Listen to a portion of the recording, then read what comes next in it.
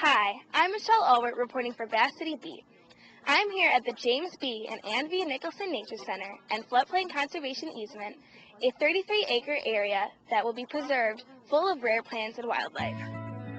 All great cities have great parks, whether it be London or New York or Paris. So a place for people to get out and walk around and enjoy each other and nature is really important. I mean, if you have nothing but city, then people don't have the peace and contentment of being in the outdoors and enjoying life and the solitude and the pleasure of just walking along watching nature. The county of 33 acres of land here is dedicated to this conservation easement, and Mr. and Mrs. Nicholson were gracious enough to donate $150,000 to develop this into a learning center and a trail that people can access through the river. Our action today has impact well beyond this lovely stretch of riparian corridor. It's the beginning of a significant collaborative effort to conserve land throughout the North Branch of the Clinton River and throughout all of Macomb County and along Lake St. Clair.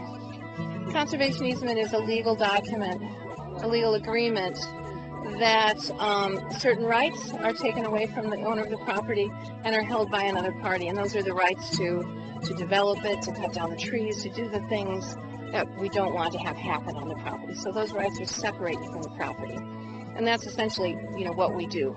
And then we monitor those the property over the years, to see what help is needed to keep it in its natural state, or to see if anything's happening that we need to help not to happen.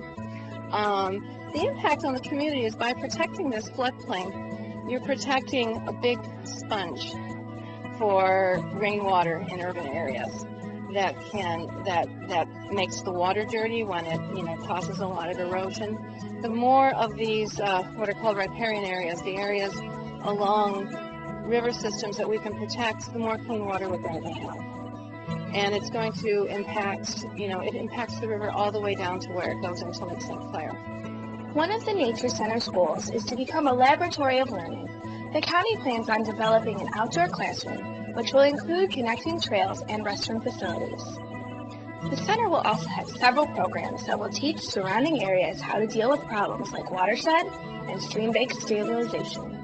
Preserving this land is beneficial to the numerous members of species of plants and animals that call the floodplain their home. I think the biggest benefit for that is in the management of the land, because with placing the conservation easement on it and making it a nature center, that means that we're going to be constantly investing in the quality of the habitat. So, animals need places to live, and a forest with a lot of invasive plants in it that have crowded out, the natural flora, they don't provide food and habitat for animals.